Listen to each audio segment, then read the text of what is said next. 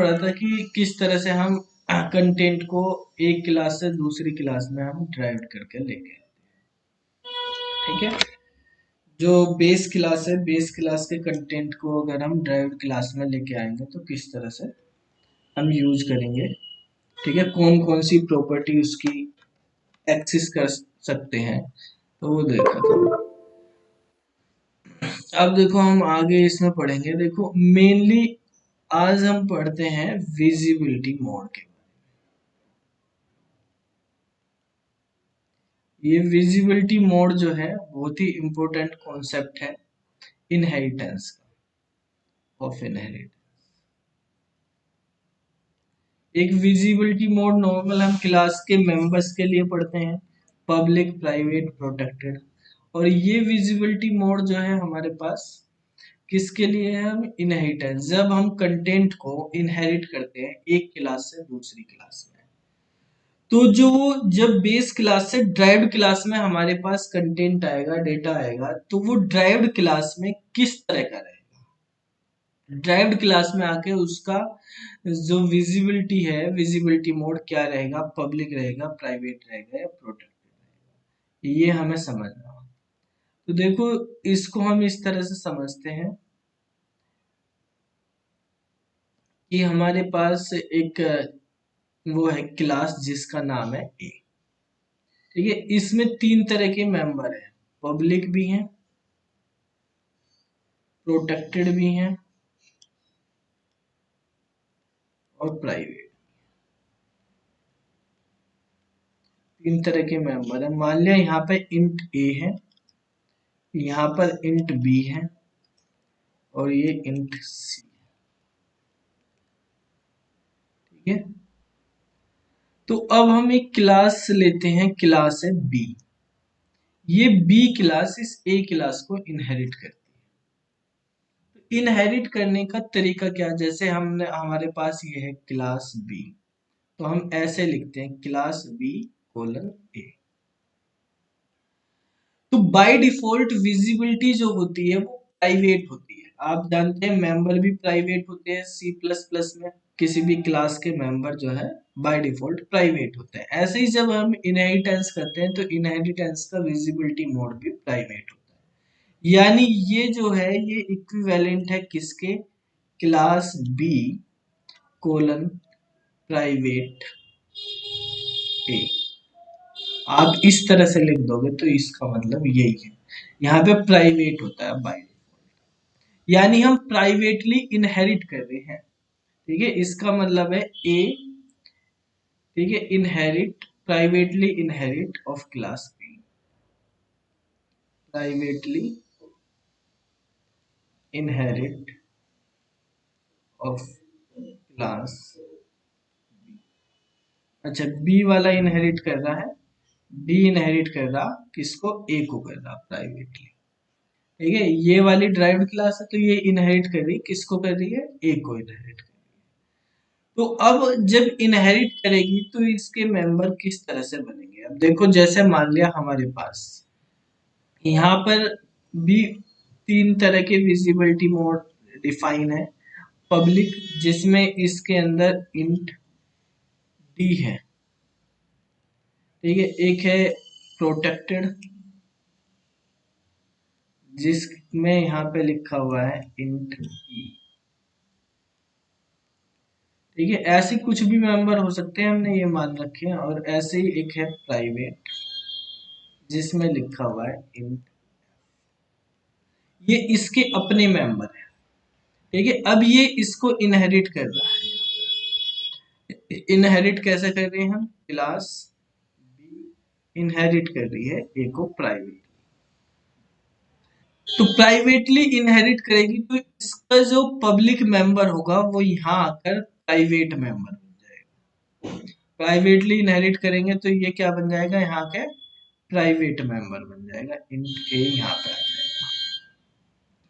इसका जो protected member होगा वो भी यहाँ आके क्या बन जाएगा?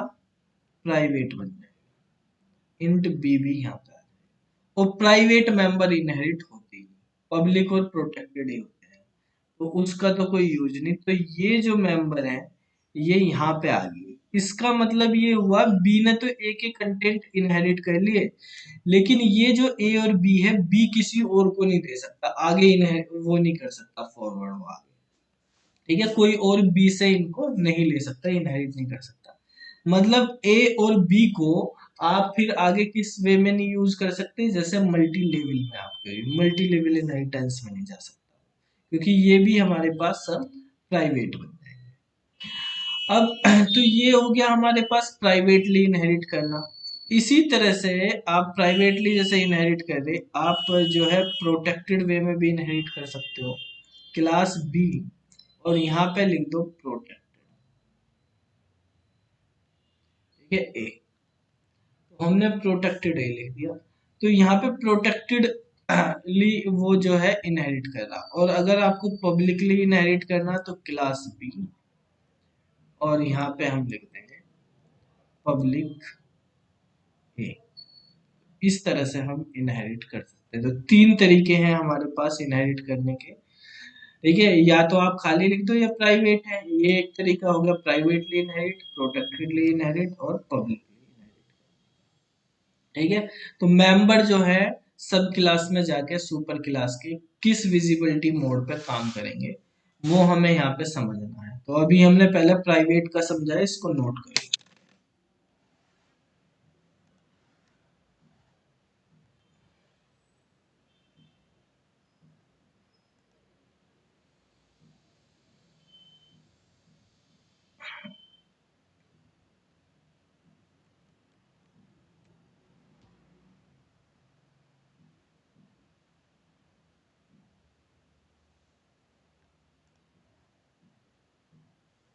पूनम चल गया तुम्हारा प्रोग्राम हो?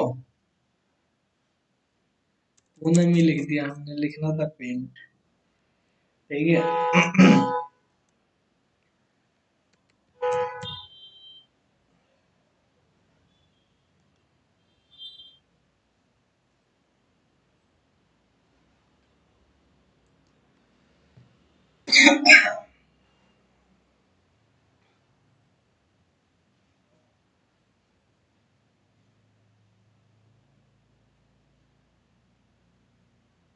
सेमी कोलन था।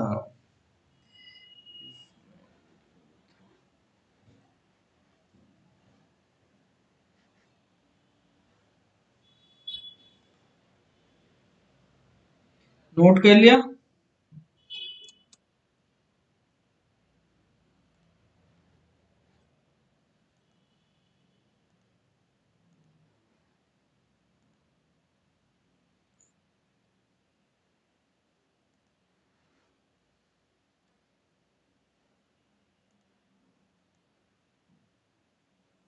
अभी हमने केवल इतने वाले को रख लिया है।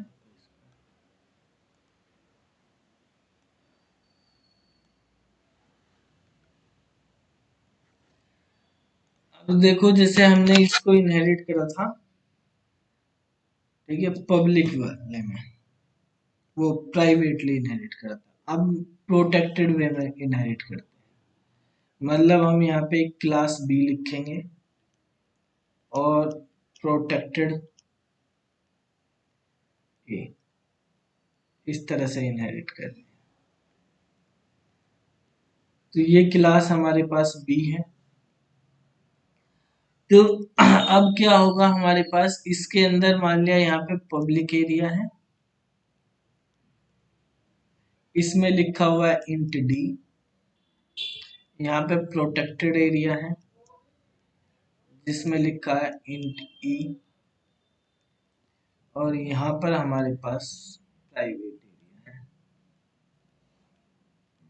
जिसमें इंट एफ। ठीक है, तो जब हम प्रोटेक्टेड वे में इनहेरिट करेंगे तो ये जो हमारे पब्लिक मेंबर है ये प्रोटेक्टेड में, और प्रोटेक्टेड वाला भी प्रोटेक्टेड, प्राइवेट वाला इनहेरिट होगा ही नहीं। ठीक है, तो जैसे प्राइवेट में इनहेरिट कर रहे थे तो जो पब्लिक और प्रोटेक्टेड थे वे प्राइवेट बन गए थे। ठीक है, और जब हम इनहेरिट करें प्रोटेक्टेड वे में तो हमारे पास प्रोटेक्टेड विजिबिलिटी मोड के अकॉर्डिंग वो प्रोटेक्टेड। ठीक है। तो बेसिकली यहाँ पर हमारे पास क्या हो रहा, अगर प्राइवेट में हम इनहेरिट करते हैं, प्राइवेटली इनहेरिट हो रहा है, तो all public and protected members of base class become private in subclass या derived, ठीक है। और अगर आप इनहेरिट कर रहे हैं प्रोटेक्टेडली, ठीक है, तो इस इनहेरिटेंस में जो होंगे सारे के सारे पब्लिक और प्राइवेट मेंबर, वो पब्लिक और protected, public and protected members of base class become protected in derived,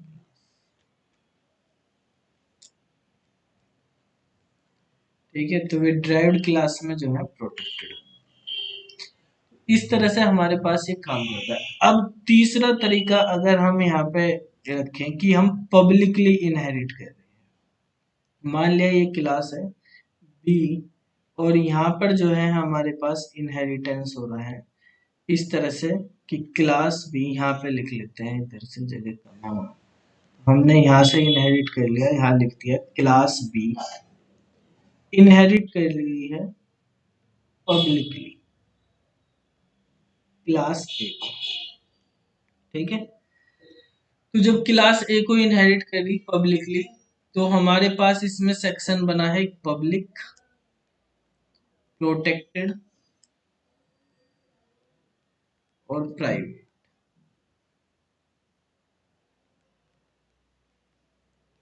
तो इसके अंदर जो हमारे पास अपने मेंबर होंगे, जैसे इंट डी है, इंट ई है और इंट एफ है, ये इसके खुद के मेंबर, ठीक है, डी ई एफ। तो इसमें क्या होगा, हमारे पास जो इसका पब्लिक होगा वो इसके पब्लिक में आ जाएगा, यानी इंट ए यहाँ पे आ जाएगा, और प्रोटेक्टेड वाला प्रोटेक्टेड में ही जाएगा। विजिबिलिटी बढ़ेगी नहीं कभी भी, ठीक है। ऐसा नहीं होगा कि प्रोटेक्टेड वाला जो है पब्लिक में चला जाए, विजिबिलिटी बढ़ेगी नहीं। अगर यहाँ पे प्रोटेक्टेड है तो यहाँ पब्लिक नहीं हो सकता, यहाँ पे सब क्लास में या तो वो प्राइवेट बन सकता है या वो हमारे पास प्रोटेक्टेड ही रहेगा, ठीक है। तो अगर हम पब्लिकली इनहेरिट करते हैं तो जैसे वे बेस क्लास में है उसी तरह से ड्राइव्ड क्लास में, बेस क्लास में जो पब्लिक है वो ड्राइव्ड में भी पब्लिक रहेगा, बेस क्लास में जो प्रोटेक्टेड है वो ड्राइव्ड में प्रोटेक्टेड रहेगा, प्राइवेट वाले इनहेरिट होंगे, ठीक है। तो इस तरह से हमारे पास ये विजिबिलिटी मोड काम करते हैं, इसको नोट कर लो आप। तीन तरह की विजिबिलिटी मोड होगी।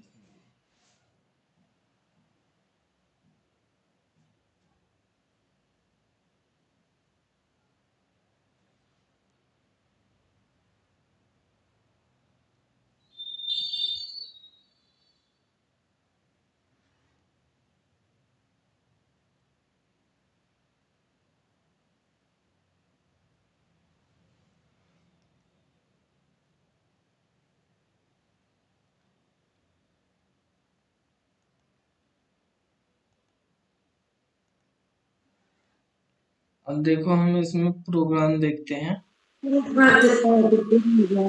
करना, बैक करना।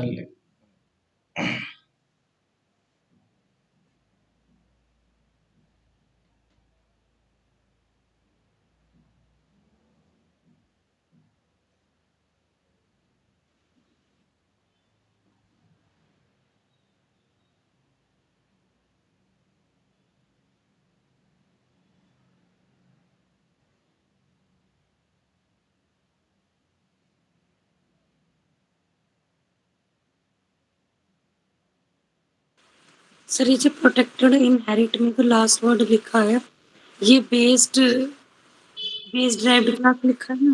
ड्राइव्ड क्लास, हाँ, बिकम प्रोटेक्टेड इन ड्राइव्ड क्लास।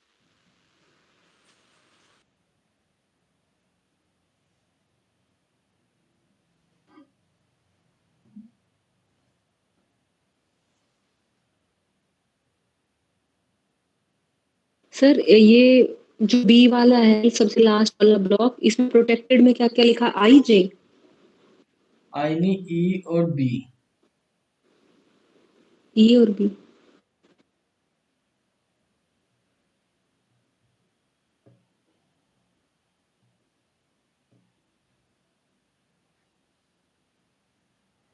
प्राइवेट में एफ है, यहाँ पे ये ई, ये बी।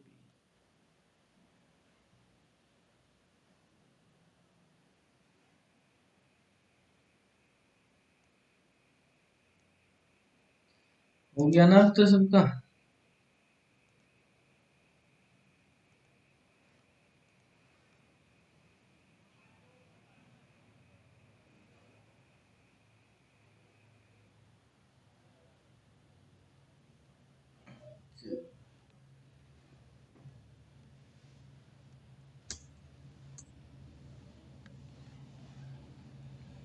कल हम प्रोग्राम कर रहे थे, ठीक है, अब इसी में ही हम देखते हैं इनहेरिटेंस यूज करते हैं। तो ये हमारे पास एक क्लास है ए, ठीक है, और इसमें हमने यहाँ पे कुछ मेंबर बनाएंगे, इनको हटा देते हैं।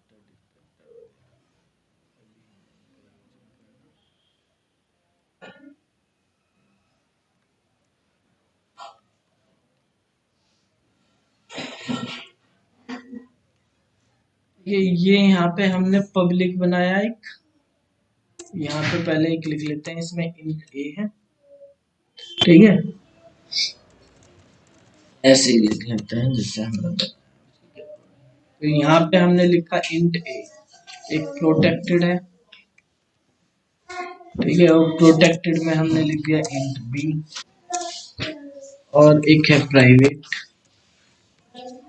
जिसमें हमने लिख दिया इंट सी, ठीक है। तो ये वैल्यू हमारे पास यहाँ पे यूज हो रही है। इसी तरह से यहाँ पे पब्लिक में इंट ई है, डी है, और प्रोटेक्टेड है, प्रोटेक्टेड में हमने इंट ई लिखा है, और एक प्राइवेट है जिसके अंदर हमने इंट लिखा है, ठीक है। तो अभी हम प्राइवेटली इनहेरिट कर रहे हैं, ठीक है, जो भी मेंबर हैं उनको हम क्या कर रहे हैं, प्राइवेटली इनहेरिट। इनकी वैल्यू हम रख देते हैं, मान लिया एक कंस्ट्रक्टर बना लिया हमने, और इनकी वैल्यू दे दी कंस्ट्रक्टर, ए की वैल्यू 5 है, बी की वैल्यू 10 है, सी की वैल्यू 15, ठीक है। अब यहाँ पर इसी तरह से यहाँ पर भी एक कंस्ट्रक्टर बना देते हैं बी का, जिस कंस्ट्रक्टर के अंदर हमने इनको इनिशियलाइज कर दिया, डी की वैल्यू मान लिया 2 है, ई की वैल्यू 4 है, और एफ की वैल्यू 6 है, ये वैल्यू, ठीक है। अब यही है, अब यहाँ पर देखो, इसके अंदर हमारे पास हमने बी क्लास का ऑब्जेक्ट बनाया है, ठीक है। तो बी क्लास का ऑब्जेक्ट बनाया है, और उस ऑब्जेक्ट से एक फंक्शन बना लेते हैं हम बी क्लास में, ठीक है। बी क्लास में हमने एक फंक्शन बना लिया जैसे void show, या इसी के अंदर कर लेते हैं अलग से फंक्शन के अंदर। यहाँ पर हमने लिख लिया सी आउट, ठीक है, हम वैल्यू प्रिंट करा रहे हैं ए की, ठीक है, बी की,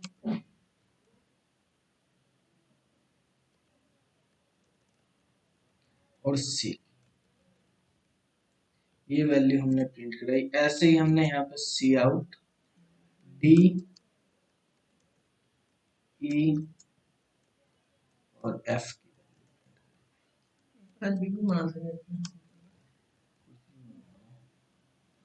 ठीक है, ये हमने बनाया और बी का ऑब्जेक्ट बनाया। देखो सबसे पहली बात हम यहाँ पे देखेंगे, सी जो है इसका एक प्राइवेट मेंबर है, सी तो इनहेरिट होना नहीं चाहिए। जबकि हम यहाँ पर जो देख रहे हैं, यहाँ पे हम सी को प्रिंट करा रहे हैं, ठीक है।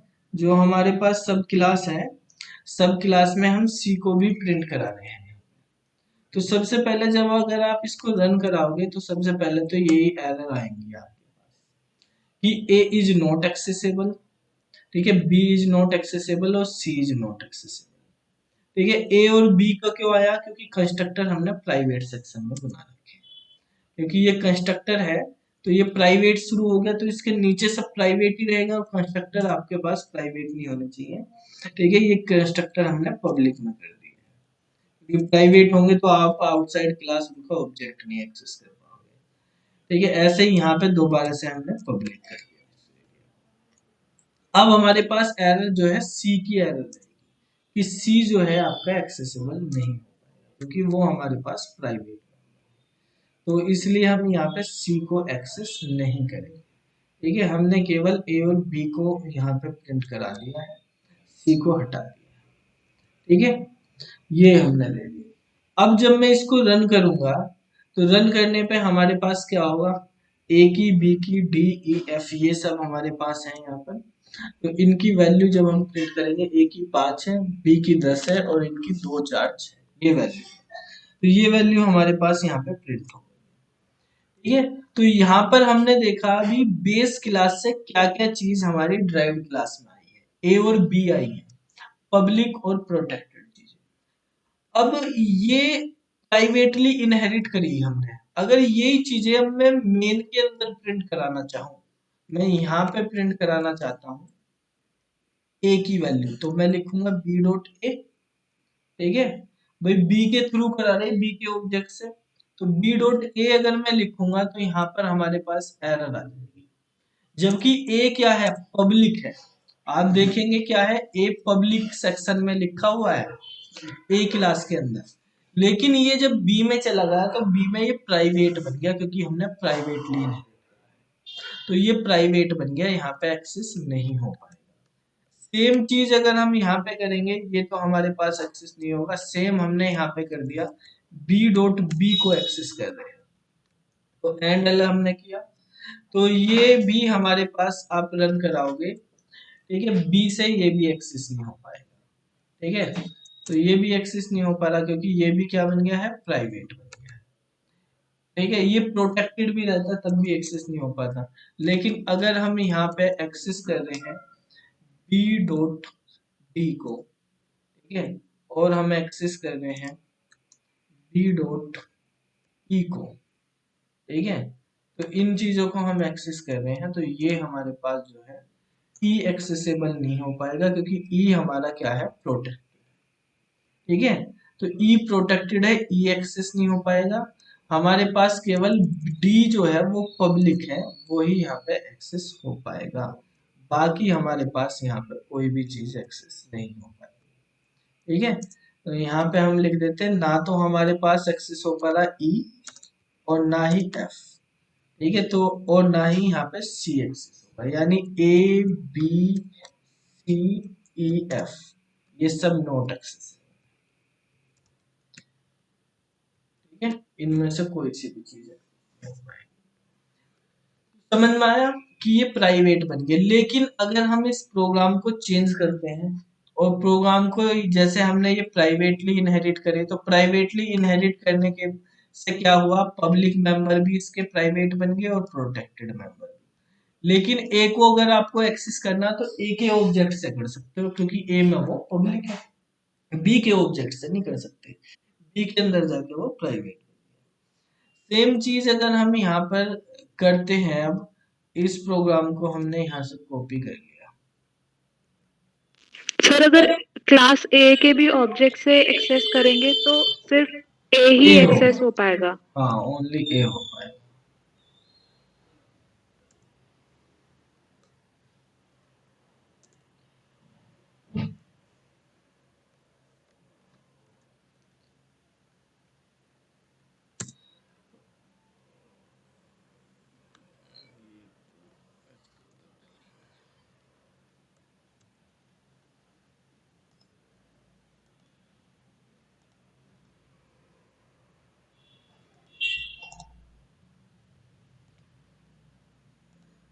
अब हमने यहाँ पे देखो इनहेरिटेंस जो है, जो हमने प्राइवेट किया है, इस प्राइवेट की जगह इसको कर लेते हैं प्रोटेक्टेड। प्रोटेक्टेड करने पे क्या होगा अब हमारे पास, ठीक है, तो एक्सेस अब भी नहीं होंगे आउटसाइड क्लास, लेकिन अगर कोई तीसरी क्लास है वो बी को, ये जो है बी है जो हमारे पास, इनको एक्सेस कर सकती है क्योंकि ये प्रोटेक्टेड बन जाएंगे, और जो हमारे पास यहाँ पे ई है, ई को एक्सेस कर सकती है, तो अब ये प्रोटेक्टेड वे में होंगे। तो इसको भी रन कराएंगे, प्रोटेक्टेड वाले में भी इसी तरह से सेम आउटपुट आपका आ जाएगा 5 10 2 4 और 2। ठीक है, आगे की चीजें इसमें भी चेंज नहीं होंगी वे। अगर हम यहाँ पे एक चीज समझते हैं कि अगर हम इसको पब्लिकली कर देते हैं, पब्लिकली करने पे जो ए क्लास का पब्लिक मेंबर था वो बी क्लास में भी पब्लिक रहेगा। तो इससे हमारे पास ये हो सकता है कि हम इस वाले ए को एक्सेस कर पाए, क्योंकि ये वाला जो ए है ये आपका पब्लिक में। तो अब हम इसको जब रन कराएंगे तो आपके पास ये वाला ए भी 5 भी एक्सेस पब्लिक से। तो इस तरह से ये विजिबिलिटी मोड काम करते हैं हमारे पास। समझ में आई चीजें, ठीक है। तो ये विजिबिलिटी मोड का इनके अकॉर्डिंग या फंक्शन वगैरह कॉल करोगे, जैसे भी हमें इनहेरिटेंस वगैरह यूज करना, फंक्शन वगैरह कॉल करके हम यूज करते हैं। तो अब हम एक प्रोग्राम लिखते हैं, उसमें हम इनको बनाएंगे। जैसे हमने लिखा है include stdio.h has include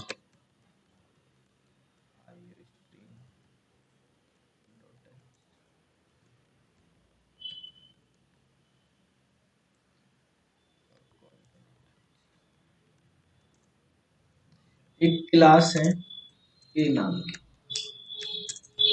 ठीक है। इस क्लास में एक कंस्ट्रक्टर बना हुआ है जिसमें लिखा हुआ है सी आउट ए,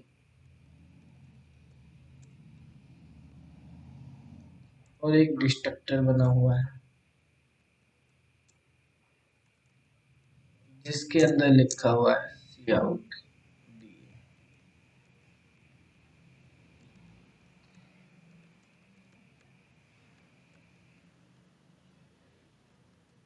ठीक है, इसी तरह से एक क्लास है हमारे पास बी, ये इनहेरिट कर रही है क्लास ए।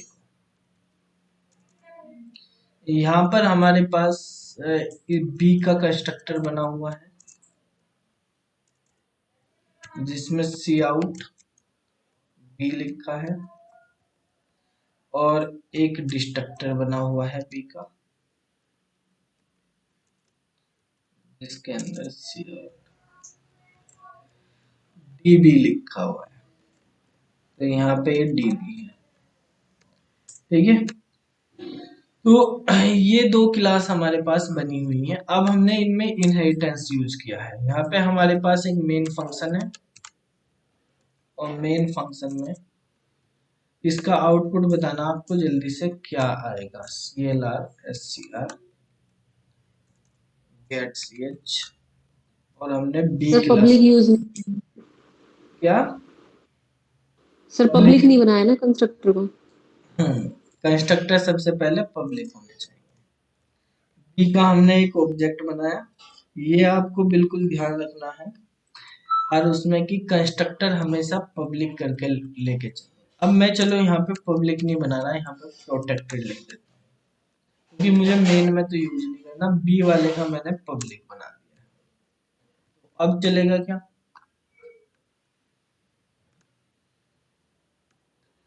बी का ऑब्जेक्ट बनाया हमने, क्या आउटपुट आएगा,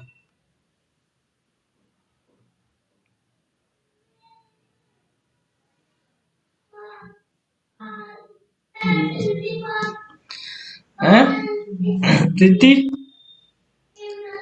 कंस्ट्रक्टर कैन नॉट इनहेरिट। तो कंस्ट्रक्टर तो चाहे पब्लिक हो तो तब भी इनहेरिट नहीं होता, कंस्ट्रक्टर इनहेरिट नहीं होता। तो ये सर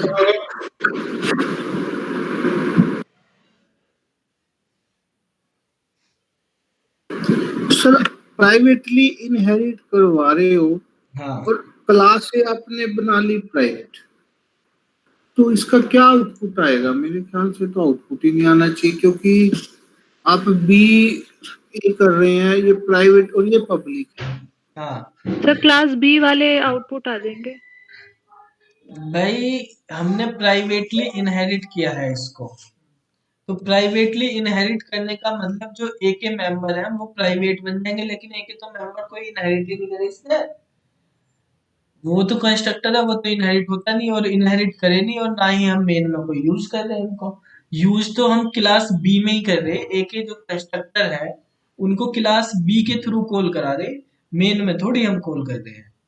ठीक है, बी में कर रहे हैं तो बी तो इनहेरिट करेगी। ठीक है, प्रोटेक्टेड चीजों को भी जब हम इसको अब रन कराएंगे तो हमारे पास ए का आएगा फिर बी का आएगा। ठीक है, तो ए का कंस्ट्रक्टर आ गया, बी का कंस्ट्रक्टर आ गया, और बाद में जब आउटपुट देखेंगे उसके बाद डिस्ट्रक्टर दिए जाएंगे, पहले बी का फिर ए का। ठीक है, डिस्ट्रक्टर जो है रिवर्स ऑर्डर में फॉलो होते हैं, तो उसी तरह से होगा। प्रोटेक्टेड कंस्ट्रक्टर भी आप बना सकते हो।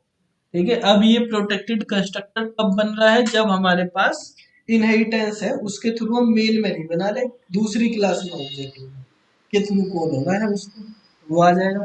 लेकिन अगर आपने प्राइवेट कर दिया तो फिर नहीं हो पाएगा। प्राइवेट अगर कंस्ट्रक्टर होगा तो आप इनहेरिट नहीं कर सकते किसी। ठीक है, तो ये जो है यहाँ से इस कंस्ट्रक्टर को कॉल करेगा ए वाले को, ए वाला कंस्ट्रक्टर आ जाएगा, फिर बी वाला कंस्ट्रक्टर होगा, और उसके बाद जो है हमारे पास डिस्ट्रक्टर रिवर्स ऑर्डर में होते हैं, डिस्ट्रक्टर इस तरह से ये काम करेगा। ठीक है, अब देखो, अगर हमारे पास एक कॉन्सेप्ट होता है, हमने बताया था कि कंस्ट्रक्टर जो है वो वर्चुअल नहीं होती है, डिस्ट्रक्टर आप वर्चुअल बना सकते हो। तो ये वर्चुअल चीजें क्या होती हैं, वर्चुअल फंक्शन क्या होते हैं, इनको हम समझते हैं। आपको पहले मैंने पढ़ाया हुआ है उसके बारे में, जो वो है हमारे पास पॉलीमॉर्फिज्म। तो पॉलीमॉर्फिज्म में फंक्शन ओवरलोडिंग पढ़ाई थी आप।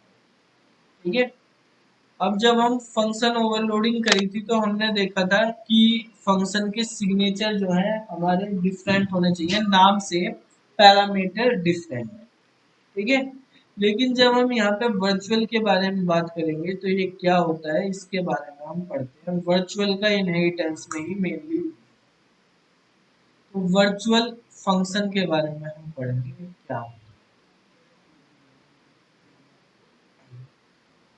ठीक है, वर्चुअल फंक्शन किस लिए यूज होता है, क्या होता है? सबसे पहली चीज, ये जैसे एक मेंबर फंक्शन होते हैं उसी तरह से एक वर्चुअल फंक्शन भी क्लास का एक मेंबर होता है। It is a member function of of the class in which it is declared। ठीक है, of, ठीक है, तो ये एक मेंबर फंक्शन होता है किसी क्लास का। किस क्लास का होगा ये भी आपको देखना है, बेस क्लास में बनेगा। जो हम ये वर्चुअल फंक्शन बनाएंगे ये कहाँ पे डिक्लेयर होगा? Base class. It is declare in base class. जब हम बेस क्लास की बात कर रहे हैं तो मतलब इनहेरिटेंस होना चाहिए। वर्चुअल फंक्शन का यूज ही इनहेरिटेंस में, अगर आप इनहेरिटेंस नहीं कर रहे तो इसका कोई यूज नहीं। जैसे मैंने कल बताया था आपको कि वर्चुअल डिस्ट्रक्टर होता है, लेकिन पढ़ाया नहीं था क्योंकि पहले इनहेरिटेंस हमें पढ़ना था, वो समझना था। तो इनहेरिटेंस में हम वर्चुअल फंक्शन के बारे में पढ़ेंगे, फिर वर्चुअल डिस्ट्रक्टर पढ़ेंगे। ठीक है, तो ये बेसिकली हमारे पास वर्चुअल फंक्शन क्या है, एक मेंबर फंक्शन होता है किसी क्लास का, और ये जो है बेस क्लास में बना है। जैसे जावा में हमने एब्स्ट्रैक्ट क्लास पढ़ी है और उसमें एक एब्स्ट्रैक्ट फंक्शन होता है, मेथड होता है। तो जैसे वहाँ एब्स्ट्रैक्ट मेथड होता है ऐसे यहाँ पे एक तरह से वर्चुअल फंक्शन है, लेकिन यहाँ पर एब्स्ट्रैक्ट बनाने के लिए प्योर वर्चुअल होता है। नॉर्मल वर्चुअल एब्स्ट्रैक्ट हो भी सकता है, नहीं भी हो सकता है, इसका कोई गारंटी नहीं। लेकिन प्योर वर्चुअल होगा तो वो बनेगा एब्स्ट्रैक्ट। लेकिन बिहेव उसी की तरह से करता है। ये बेसिकली क्या है कि हमने बेस क्लास में बना तो दिया, आप बेस क्लास में इसकी डेफिनेशन भी दे सकते हो, लेकिन इसको ओवरराइड करेंगे हम सब क्लास में।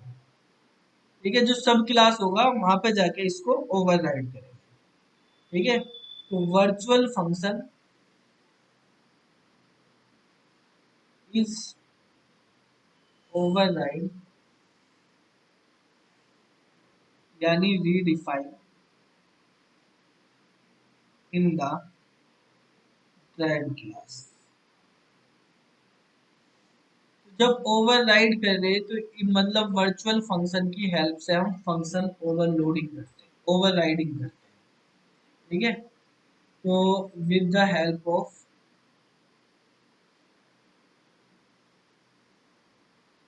virtual function we achieve function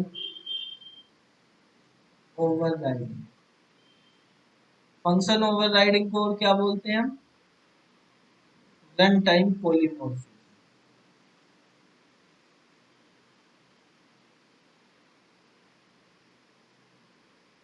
ठीक है, या हम इसको क्या बोलते हैं? लेट बाइंडिंग इन सी।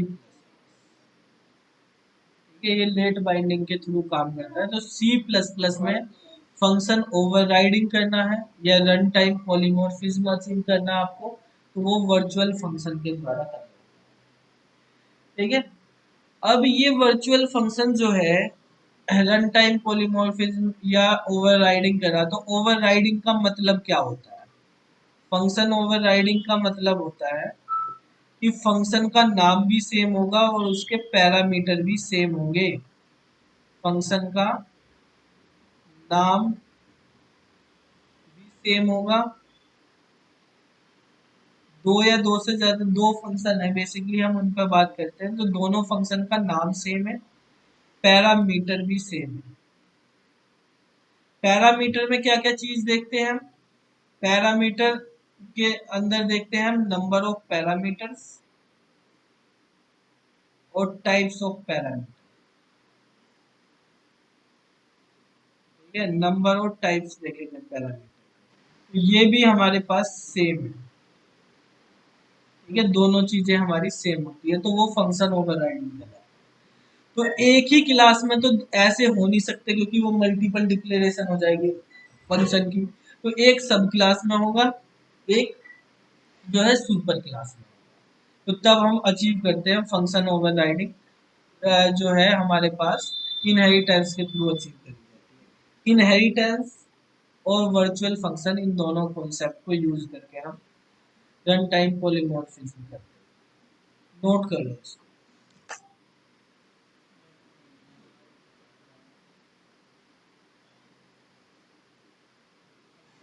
इसमें परसों को टेस्ट में आएगा।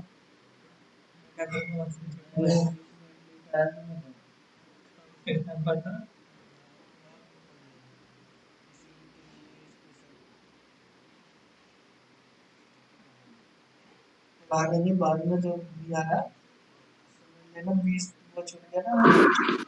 चलो प्रोग्राम नोट करवा दीजिए पहले वाला। प्रोग्राम नोट करवा देंगे, ये नोट कर लो पहले।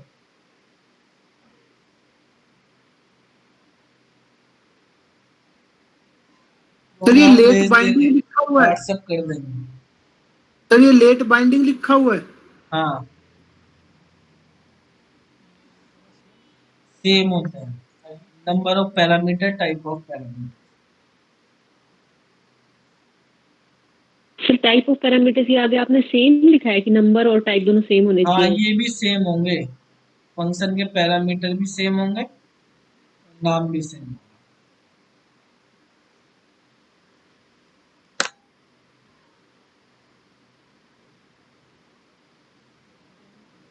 बंद भी हो गया दिखे वो,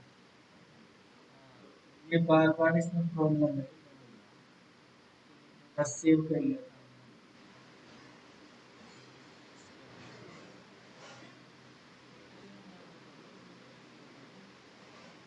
हाँ, चलिए।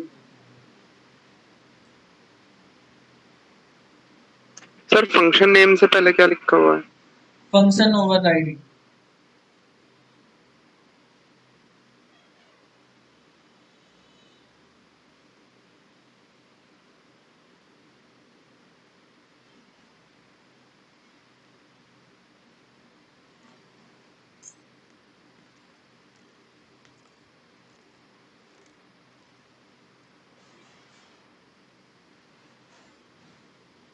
नोट कर लिया?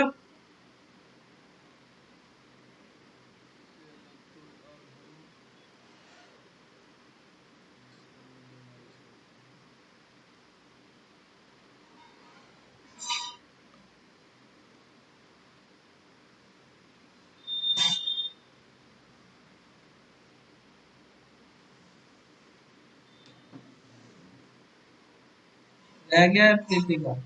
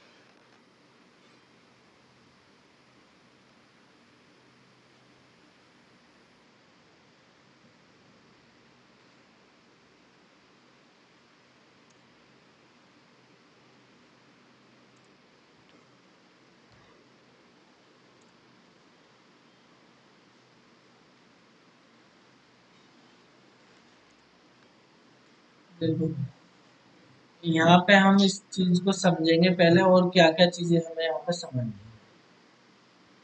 इसको पहले पब्लिक कर देते हैं।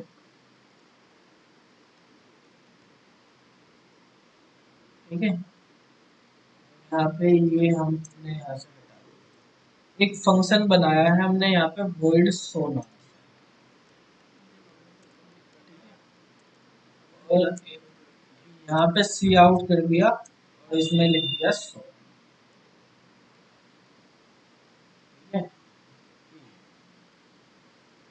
ये हमने यहाँ पे लिखा। अब हमने इनहेरिटेंस किया है यहाँ पे।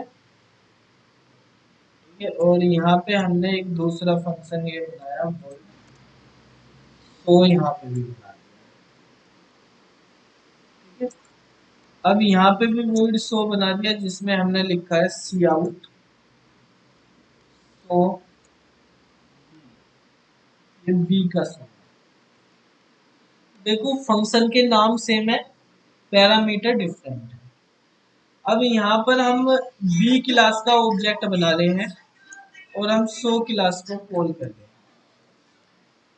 ठीक है, अब ये जब हम रन करेंगे यहाँ पे तो आपके पास जो है शो जो आएगा वो बी वाला आएगा।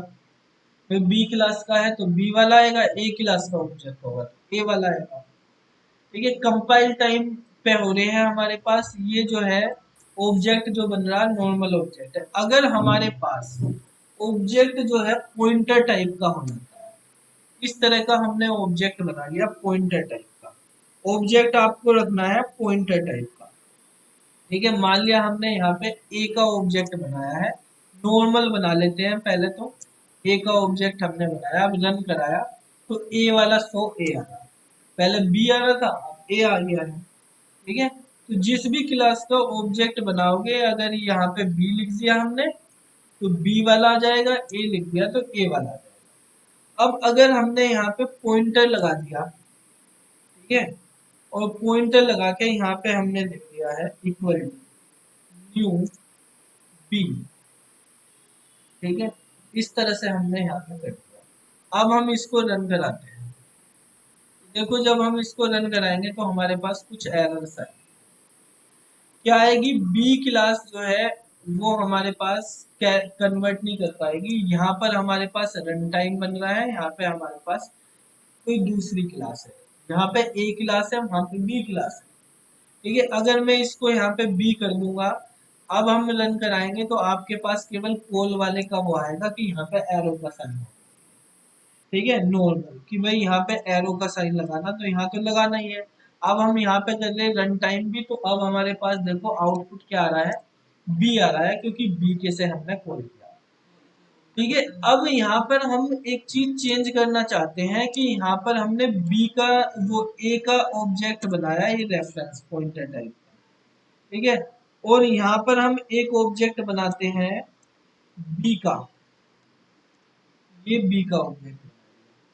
अब देखो ए का ऑब्जेक्ट जो है पॉइंटर टाइप का, तो वो मतलब किसी एड्रेस को रेफर करेगा, पॉइंटर। तो अगर मैंने ए इक्वल टू m%, यहाँ पे ये लिख लेते हैं m% b लिख दिया। ठीक है, इस तरह से लिख दिया, और अब मैं इससे कॉल करा रहा हूँ, तो आप रन करेंगे तो यहाँ पे देखो हमारे पास क्या हो रहा है, इसमें आया कैन नॉट कन्वर्ट, ड्राइव्ड है बी वाला पॉइंटर टाइप का हमने बनाया है, B का object है।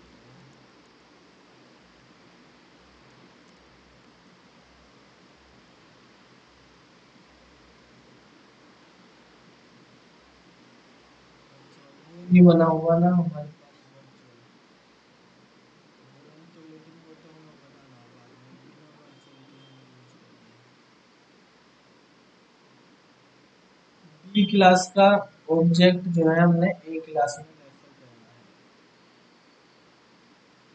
तो इसको एड्रेस दे दिया बी क्लास में।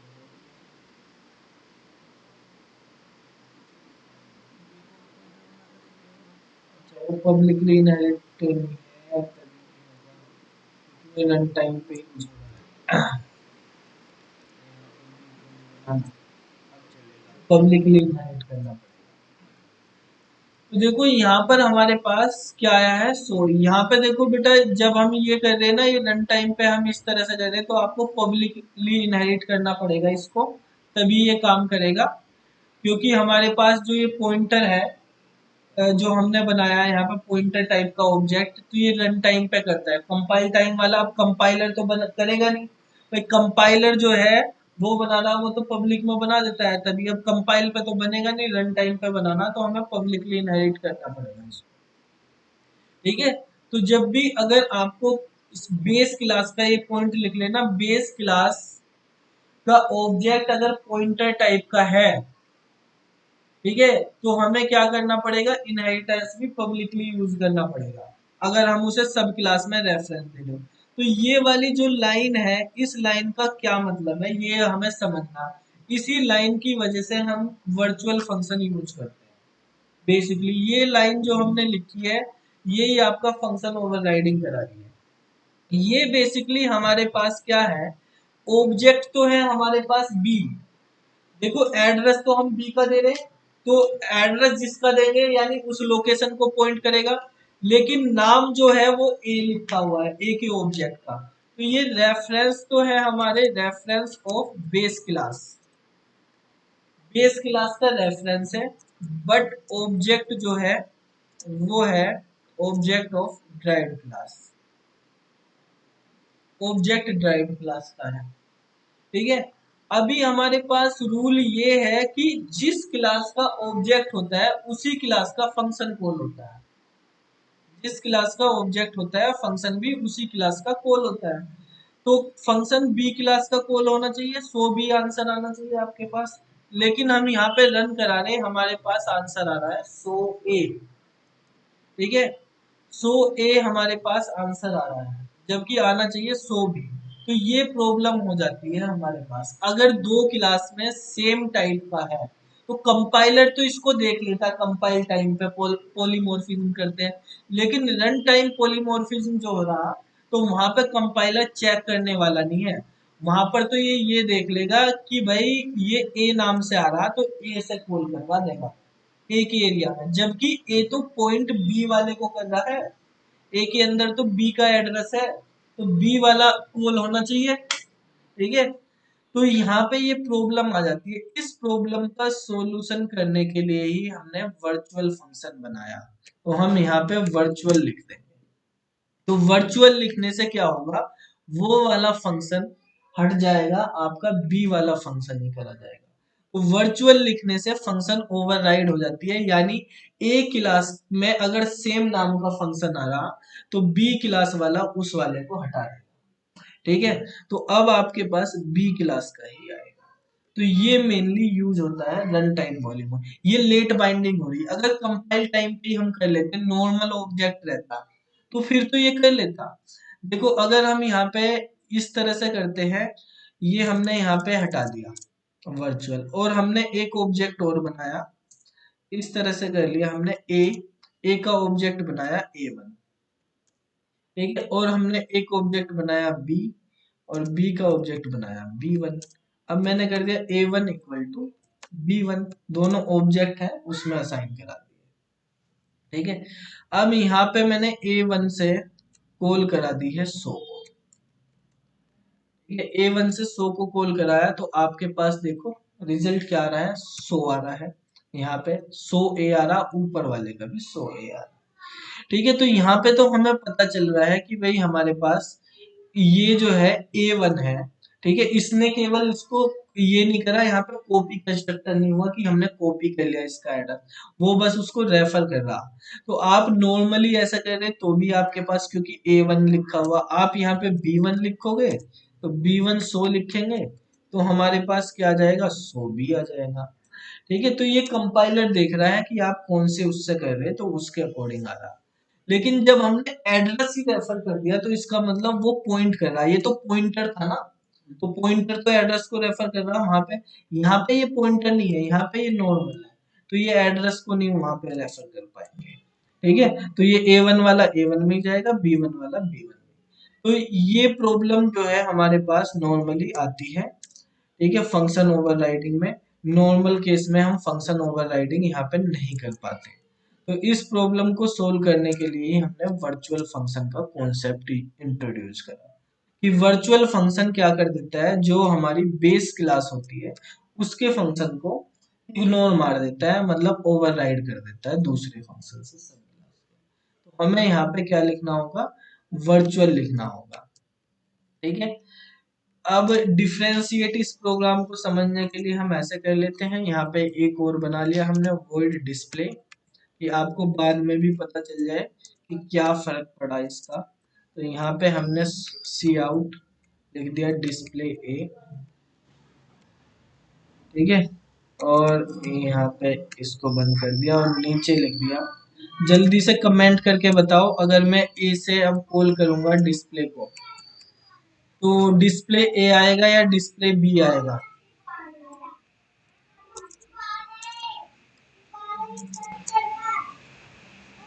ये सी आउट कर दिया, डिस्प्ले बी।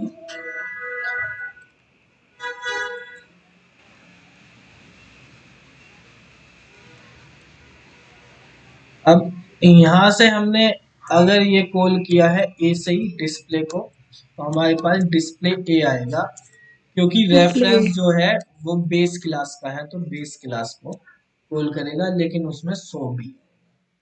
तो ये हमारे पास वर्चुअल फंक्शन। ठीक है, अब यहाँ पर तो हमने ये समझ लिया। अब इसको वर्चुअल फंक्शन का अगर आपको कॉन्सेप्ट समझ में आया, तो हम एक चीज और समझते हैं अब इसमें, कि जैसे ये हमने ओपन कर लिया 3 नंबर,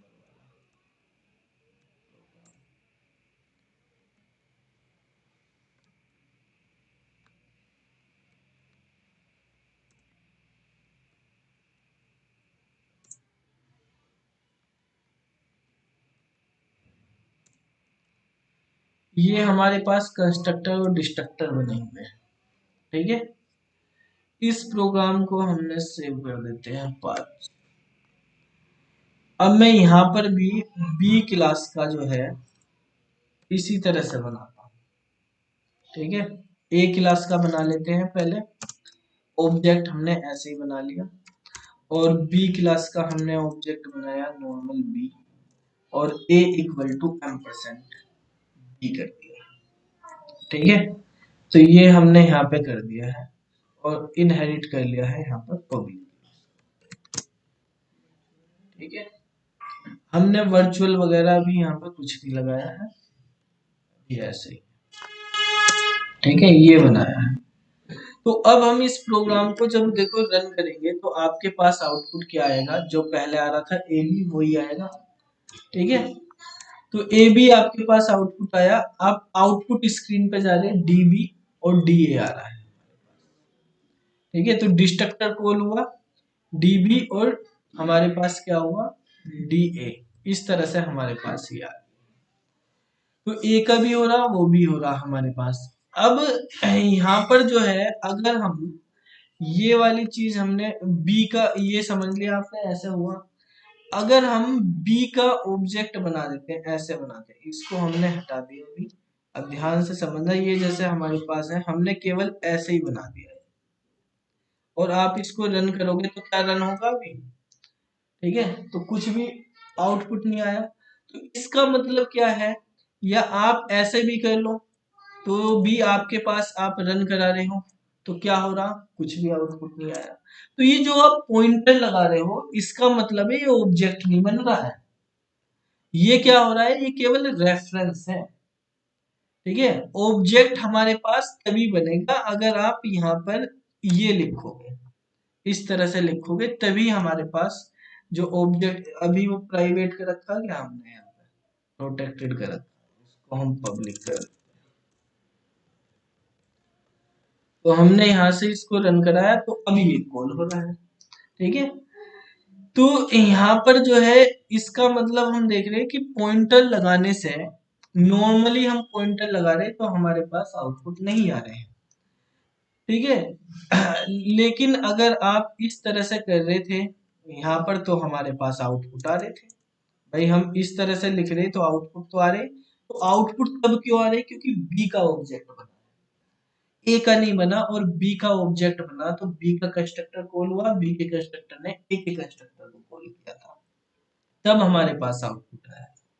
ठीक है, तो इन 3 लाइन में केवल मतलब इस वाली लाइन का ही है, बाकी 2 लाइन का यहाँ पर कोई मतलब नहीं है। वो मतलब तब होगा जब हम वर्चुअली काम करेंगे। ठीक है, अदरवाइज इसका कोई यूज नहीं। ठीक है, कोई दूसरा फंक्शन होगा, कोई वर्चुअल फंक्शन होंगे तो इसका यूज होगा, नहीं तो इसका कोई यूज नहीं होगा। ठीक है, अब इसका यूज हम एक तरीके से और समझते हैं, और क्या हम इसका यूज कर सकते हैं। तो आपको बताया था, अगर आपको इस तरह से बनाना है ऑब्जेक्ट पॉइंटर टाइप का, तो आप न्यू लगा के बनाओ। ठीक है, इसमें आपको डायनेमिक ऑब्जेक्ट बताए थे, कितने भी ऑब्जेक्ट बना सकते हो। तो ऐसे अगर हम बना के रन करेंगे तो अब हमारे पास ए आएगा, इस तरह से। सेम चीज अगर आपको बी का भी करना है, ऐसे मान लिया मैंने ए का हटा दिया, यहाँ पे बी का करना आपको, तो देखो हमने यहाँ पे star B equal to new B लिखा, तो आपके पास आउटपुट वही ए बी हमारे पास आउटपुट हो जाएगा। लेकिन अब आप एक चीज देखो, आउटपुट में देखो, आउटपुट में डिस्ट्रक्टर नहीं है, आउटपुट स्क्रीन है, यहाँ पे डिस्ट्रक्टर नहीं आएंगे। ठीक है, आप रन करा रहे हो, ठीक है, रन कराया तो आपके पास अब भी यही है, आउटपुट स्क्रीन आपने देखी तो भी यही है। ठीक है, तो अगर हम डायनेमिक ऑब्जेक्ट बना लेते हैं, न्यू से ऑब्जेक्ट बनाते हैं, तो आपके डिस्ट्रक्टर कॉल नहीं हो। ठीक है, उस केस में डिस्ट्रक्टर आपके कॉल नहीं हो पाएंगे। डिस्ट्रक्टर कॉल नहीं होंगे तो क्या हो जाएगा, मेमोरी लीक की प्रॉब्लम आ जाएगी आपके पास। ठीक है, आप ऑब्जेक्ट बनाते रहेंगे, आप सोचेंगे आउट ऑफ स्कोप जाएगा तो ऑब्जेक्ट खत्म हो जाएंगे। आपने तो डायनेमिक ऑब्जेक्ट इसलिए बनाए भाई जितनी मेमोरी की जरूरत है उतनी मेमोरी ले, फालतू मेमोरी वेस्ट ना हो। ठीक है, लेकिन यहाँ तो और वेस्टेज होने लगी मेमोरी। ठीक है, डिस्ट्रक्टर के कोई कॉल नहीं हो रहे।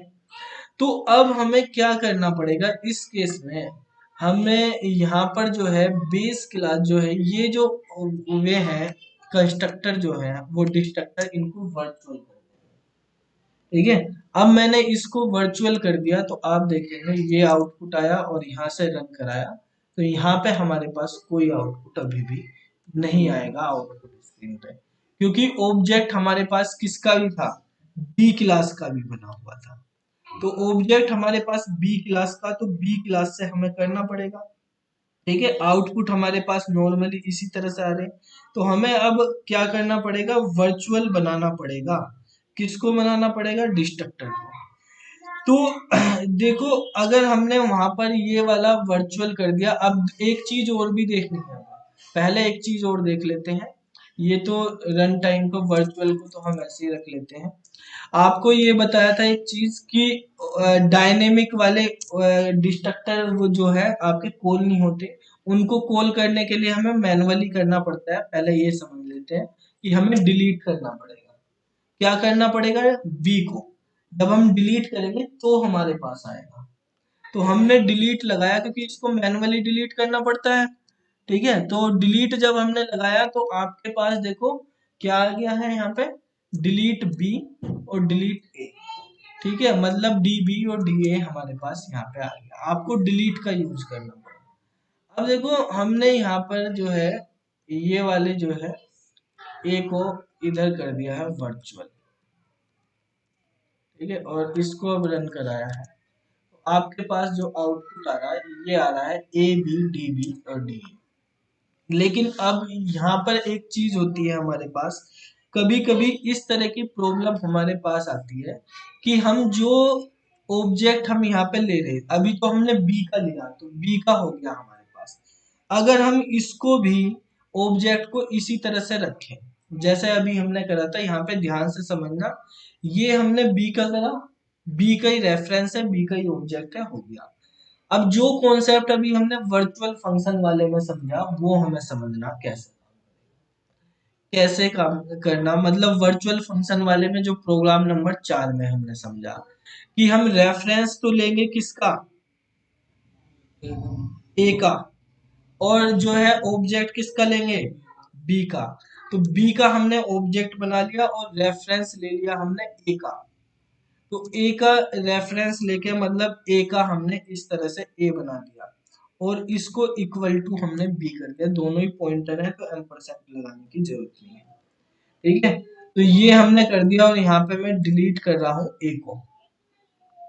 ठीक है, अब इसको समझना यहाँ पे क्या होगा, क्योंकि जब वर्चुअल का काम क्या है, वर्चुअल तभी काम करता है जब हम रन टाइम कर रहे हैं पॉलीमॉर्फिज्म, या रन टाइम पे कोई भी चीज करते हैं, और सब क्लास का हमारे पास क्या होना चाहिए, ऑब्जेक्ट और रेफरेंस सुपर क्लास का होगा, तभी हमारे पास वर्चुअल का यूज है। अभी हमने करा, सब क्लास का ऑब्जेक्ट बनाया, रेफरेंस हमने किसका दिया है, सुपर क्लास का, और हमने डिलीट करा है सुपर क्लास के इसको। तो आप यहाँ पे अब रन कराएंगे, तो यहाँ पे रन कराएंगे, हमारे पास क्या आ रहा, ए बी और डी ए। ठीक है, ये आ रहा, डी बी नहीं हमारा डिलीट हुआ। ठीक है, यहाँ पे हमारे पास डी बी डिलीट नहीं हुआ है। अब हमने यहाँ पे लिख दिया है वर्चुअल, बिना वर्चुअल के था, इसको रन कराया। ये जब तक प्रैक्टिस नहीं करोगे तब तक तुम्हें समझ में नहीं आएगा, प्रैक्टिस करनी जरूरी है। अब आपका डीबी भी हुआ डिलीट, डीए भी हुआ। तो देखो एक्चुअली क्या होना चाहिए, हमारे पास डिस्ट्रक्टर रिवर्स ऑर्डर में कॉल हो रहे हैं। जब ए का हो गया है डिलीट तो बी का भी होना चाहिए था ना। ठीक है, लेकिन बी का नहीं हो पाया, तो आउटपुट हमारे पास वो जो कंस्ट्रक्टर का हमारे पास ऑर्डर होता है कंस्ट्रक्टर डिस्ट्रक्टर का, वो फॉलो नहीं हो रहा। ठीक है, जिसका ऑब्जेक्ट बना पहले उसका डिस्ट्रक्टर सबसे बाद में होना चाहिए। यहाँ पे ए का हो गया और बी का हुआ नहीं है। तो ये प्रॉब्लम किस वजह से आ रही है, क्योंकि हमने रेफरेंस ए का दिया था और डिलीट हम ए के ऊपर कर। तो अगर आप यहाँ पे वर्चुअल यूज करेंगे तो वर्चुअल करने पे क्या होगा, वो पहले बी वाले के को डिलीट करके तभी ए वाले को डिलीट करेगा। वो देखेगा उससे रिलेटेड किसी सब क्लास का डिस्ट्रक्टर तो नहीं बचा हुआ, तो सब क्लास के जितने भी ऑब्जेक्ट बचे हुए हैं उनको सबको डिलीट मारेगा पहले। ठीक है, तभी वो आगे इस पे चलेगा। तो अब हमारे पास बी और ए हो गया। ठीक है, इस तरह से। तो यहाँ पर हमने जो समझा है कि आपका वर्चुअल फंक्शन यूज क्या है और कब हमें यूज करना।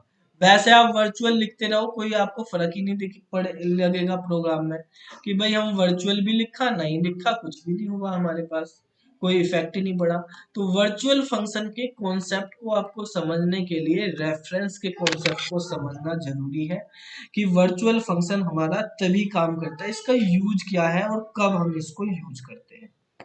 ठीक है, तो यहाँ पे बेसिकली हमारे पास ऑब्जेक्ट जो है वो किसका होना चाहिए, सब क्लास का। तो यानी when you refer to a derived class object using a pointer or a reference to the base class। ठीक है, तो हमें क्या यूज करना पड़ेगा, अगर हमें ऑर्डर सही रखना है, ठीक है, तो हमें यूज करना पड़ेगा किसका, वर्चुअल फंक्शन का। ठीक है, ये आपने बेसिकली वर्चुअल फंक्शन पढ़े होंगे पहले, ठीक है, स्कूल कॉलेज में तो नॉर्मली डेफिनेशन पढ़ लिए होंगे, याद नहीं होंगे।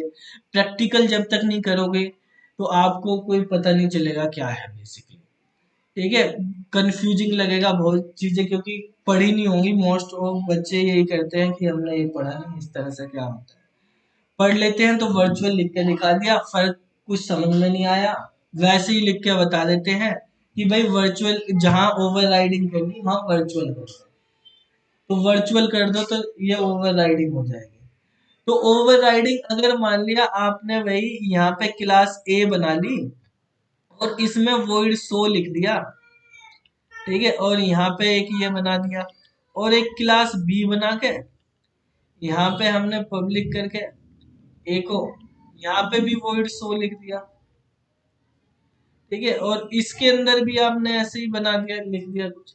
अब अगर आप यहाँ पर जो है क्या कर देते हैं, कितने सारे टीचर ऐसे पढ़ा देते हैं कि भाई बी क्लास का ऑब्जेक्ट बना लो और बी से शो को कॉल कर दो, और हम वर्चुअल फंक्शन कर रहे हैं तो यहाँ पे वर्चुअल कर दो, तो आपके पास ये वाला आउटपुट आएगा, ये वाला ओवरराइड हो गया। भाई अब आप वर्चुअल लिखो या ना लिखो तब भी यही वाला है, ठीक है, तो वर्चुअल का यूज ही क्या हुआ फिर।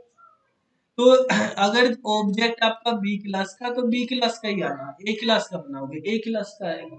तो हमारे पास बेसिकली यूज ये है कि हमारे पास ऑब्जेक्ट तो बी क्लास का है लेकिन रेफरेंस ए क्लास का होना चाहिए, और ये इस तरह से हमारे पास काम कर रहा है। ठीक है, यानी एक जैसे ये वाला एक एरिया बना हुआ है, इस एरिया का नाम है बी, ठीक है, और एक ये एरिया बनाया हमने रन टाइम पे जिसका नाम है ए, लेकिन a इक्वल टू m% करा तो ये पॉइंट इसको कर रहा है। जब a इक्वल टू m% तो इसके अंदर इसका ही एड्रेस आ गया ना, ये पॉइंट कर रहा। तो अब हम अगर a से कॉल कराएंगे शो को, तो अगर आप वर्चुअल लिखोगे तो आपके पास b वाला कॉल होगा, अगर वर्चुअल नहीं लिखोगे तो a वाला कॉल होगा। ठीक है, तो यहाँ पर आपको वर्चुअल की जरूरत पड़ेगी। तो यही कॉन्सेप्ट जो है यही हमारा रन टाइम पॉलीमॉर्फिज्म या डायनेमिक बाइंडिंग कहलाता है। ठीक है, अगर इस चीज को, इन तीन लाइन को हम ऐसे भी लिख सकते हैं, हमने बी का ऑब्जेक्ट स्टार करके ही बना लिया इक्वल टू न्यू बी, ठीक है, और ए का भी हमने ऐसे ही बना लिया, ठीक है, ए करके। तो अब हमें a इक्वल टू बी ही लिखना है बस, अब m% लिखने की जरूरत है क्योंकि दोनों ही पॉइंटर है, तो अब दोनों ऐसे ही लिख देंगे, तब भी हम a और शो लिखेंगे। तो अगर आप वर्चुअल यूज करोगे तो b क्लास का आएगा, वर्चुअल यूज नहीं करोगे तो a क्लास का आएगा। तो ये हमारे पास एक ये वाला कॉन्सेप्ट आपको अच्छे से समझना, और एक ये वाला कॉन्सेप्ट, यही वर्चुअल डिस्ट्रक्टर में है, यही वर्चुअल कंस्ट्रक्टर में। अगर डिस्ट्रक्टर की बात करें तो डिलीट अगर आप ए को करोगे तो ए को डिलीट करोगे तो बी भी डिलीट होना चाहिए साथ में, क्योंकि ये इसको ही पॉइंट कर रहा है, तो दोनों साथ में डिलीट होने चाहिए। तो अगर वर्चुअल लिखोगे तो डिलीट होंगे, अगर वर्चुअल नहीं लिखोगे तो दोनों डिलीट नहीं होंगे, फिर ए का ही डिलीट होगा। ठीक है, तो ये हमारे पास मेन इनमें पॉइंट है। ठीक है, तो जब तक ये चीजें आप नहीं करोगे, ये दोनों चीजें, तो हमें वर्चुअल की कोई जरूरत ही नहीं। ठीक है, फिर हमारे पास वर्चुअल यूजलेस है।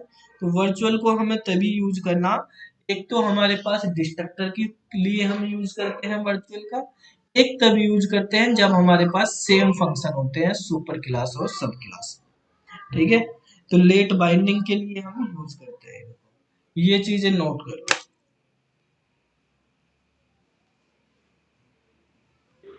सर ये जो डिलीट का बताया आपने लास्ट में, एक बार ये बता दो। अभी बता देते हैं, इसको नोट कर लो। सर हाँ सर जैसे हमने कोई बी क्लास का कोई ऑब्जेक्ट बनाया, हाँ ये स्मॉल बी नाम से, और उससे तो सीधा हमारा बी क्लास पे जाएगा और दोनों फंक्शन कॉल हो जाएंगे, मतलब कंस्ट्रक्टर कॉल हो जाएगा, तो शो बी और शो ए और शो बी दिखा देगा। नहीं, यहाँ पे तो नहीं, यहाँ पे ये कंस्ट्रक्टर थोड़ी है, ये तो नॉर्मल फंक्शन है ना, तो यहाँ तो सो बी दिखाएगा बस। अगर बी में आप सो बी लिख रहे हो, तो बी का ऑब्जेक्ट है तो बी के फंक्शन को कॉल कर दिया इसने। कंस्ट्रक्टर थोड़ी बना रखे हैं हमने इस प्रोग्राम में, कंस्ट्रक्टर वाला दूसरा था, वो कंस्ट्रक्टर डिस्ट्रक्टर, यहाँ पे तो वर्चुअल फंक्शन बनाया।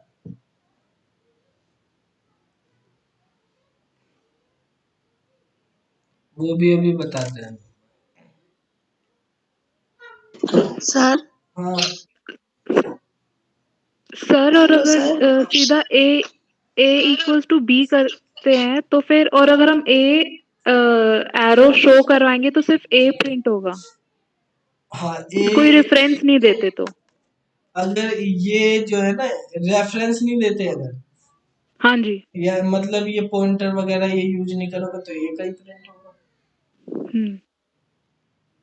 हाँ भाई, और कौन बोल रहा था, पूछो क्या पूछना।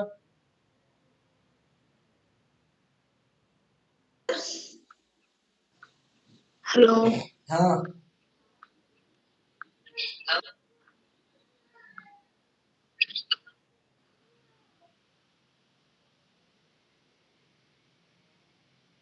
खुशबू बोलो, क्या हो गया, समझ आ गया इसका? सर ये हैं?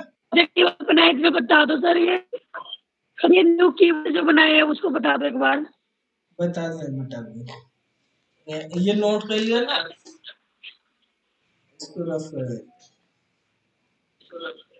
देखो, एक क्लास है हमारे पास ए, इसके अंदर एक कंस्ट्रक्टर है जिसमें हम ए को प्रिंट करा रहे हैं, एक डिस्ट्रक्टर है जिसमें हम सी आउट करा रहे हैं बी के।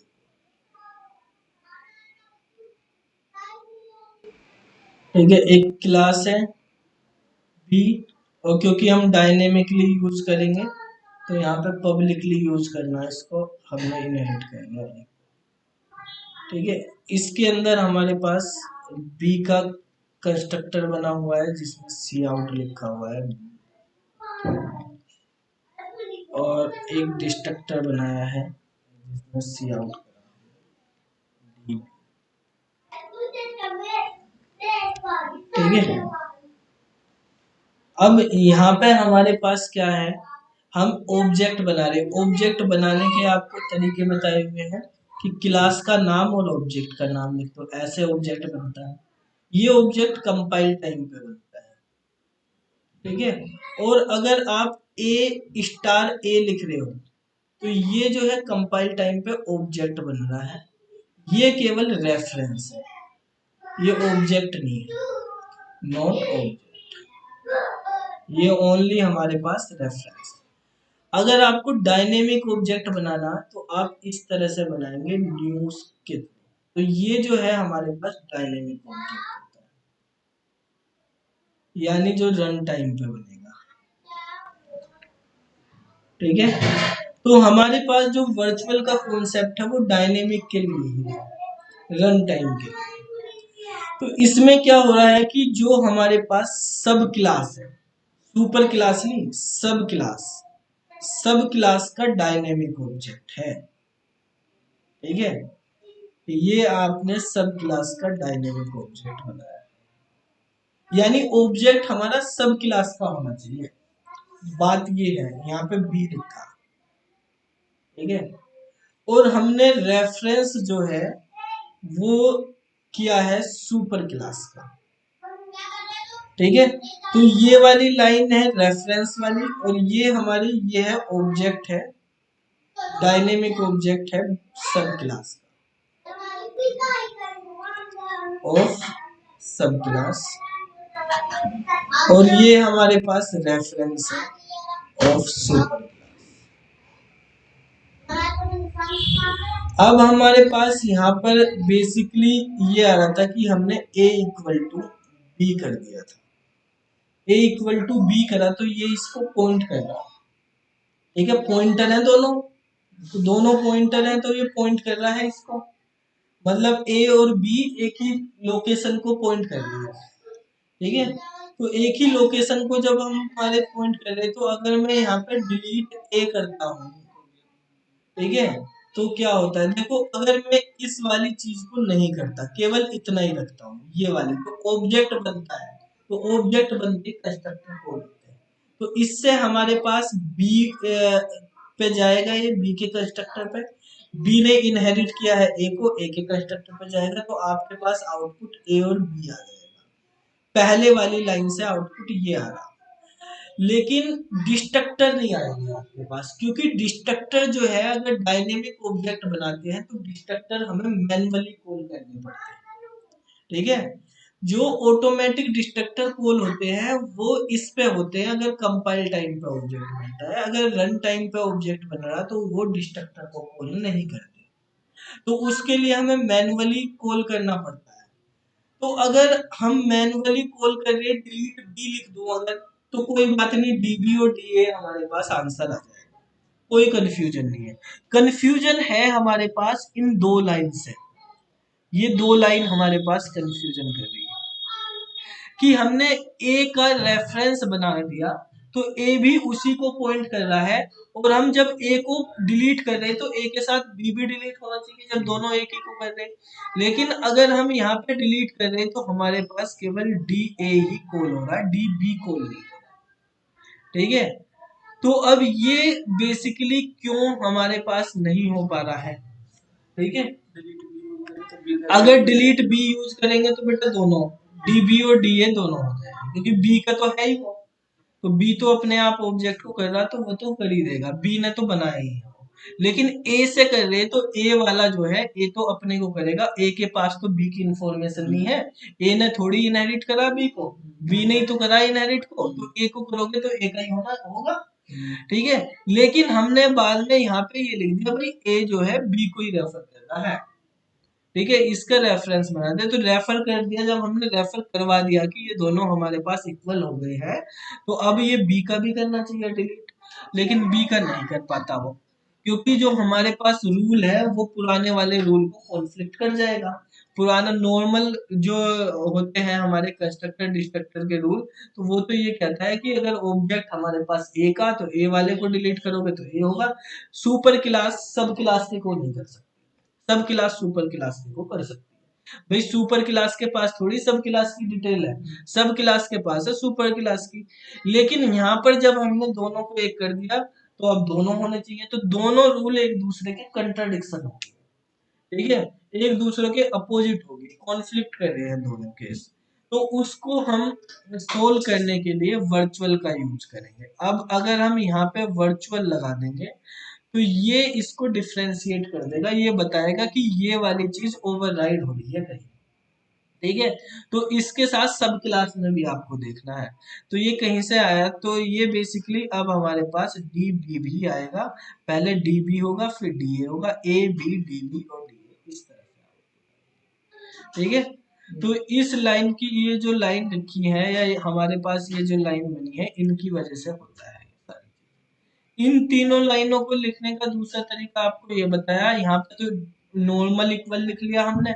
अगर आप बी का नॉर्मल ऑब्जेक्ट बनाते हैं कंपाइल टाइम पे ही, और ए का रेफरेंस जो है ये पॉइंटर टाइप का ही होना चाहिए, ये नॉर्मल नहीं होना चाहिए, नॉर्मल होगा तो फिर वर्चुअल का कोई यूज नहीं, ये हमारे पास रन टाइम पे ही होना चाहिए, ठीक है, रेफरेंस में बनेगा।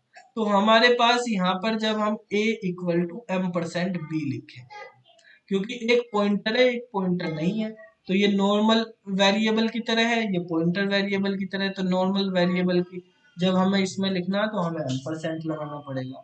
ठीक है, पॉइंटर में आपको ये भी पता होगा कि पॉइंटर सेम टाइप के ही वेरिएबल का एड्रेस स्टोर करता है, बी भी क्लास टाइप का है, ए भी क्लास टाइप का, दोनों सेम टाइप के।